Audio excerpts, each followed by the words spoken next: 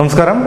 ചൈനയും പാകിസ്ഥാനും സൈനിക തലത്തിൽ ചർച്ച നടത്തിയെന്ന വാർത്തയാണ് വരുന്നത്. ചൈനീസ് ജനറൽ ഷാങ് കരസേനാ മേധാവി, അതായത് പാകിസ്ഥാന്റെ കരസേനാ മേധാവി ജനറൽ അസീം മുനീറുമായി ചർച്ച നടത്തിയിരിക്കുകയാണ്. ഇതിൽ ഏറ്റവും പ്രധാനപ്പെട്ടത് ഇന്ത്യ ഇന്ന് അരിഘട്ടിൽ നിന്ന് ആണവശേഷിയുള്ള ബാലിസ്റ്റിക് മിസൈൽ പരീക്ഷണം നടത്തിയിരുന്നു.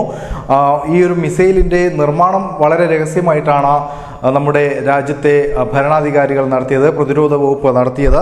ഇതിൻ്റെ പരീക്ഷണവും ആ തരത്തിൽ തന്നെ വളരെ രഹസ്യമായിട്ടാണ് നടത്തിയത്. പരീക്ഷണം കഴിഞ്ഞതിന് ശേഷമാണ് ഇങ്ങനെയൊരു പ്രഖ്യാപനം നമ്മുടെ അധികാരികളുടെ ഭാഗത്തു നിന്നും കേന്ദ്ര സർക്കാരിൻ്റെ ഭാഗത്തു നിന്നും ഉണ്ടായത്. ഈ ഒരു ഘട്ടത്തിലാണ് പാകിസ്ഥാനും ചൈനയും തമ്മിൽ സൈനിക തലത്തിൽ ഒരു ചർച്ച എന്നത് ഏറെ ശ്രദ്ധേയകരമാണ്.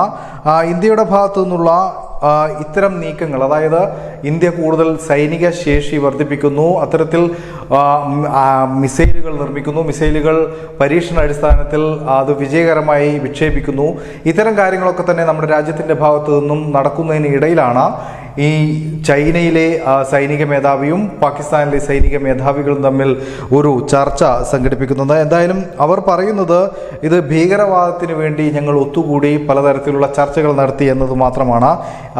പക്ഷേ ഈ രീതിയിൽ പറയുമ്പോൾ പോലും ചൈനയുടെ മിലിറ്ററി കമ്മീഷൻ വൈസ് ചെയർമാനും ഉന്നത സൈനിക ഉദ്യോഗസ്ഥരൊക്കെ തന്നെ അടുത്ത ദിവസങ്ങളിൽ തന്നെ പാകിസ്ഥാൻ സന്ദർശിക്കുമെന്നും ഈ ഒരു ചർച്ചയ്ക്ക് ശേഷം ചൈനയും പാകിസ്ഥാനും വ്യക്തമാക്കുന്നുണ്ട്.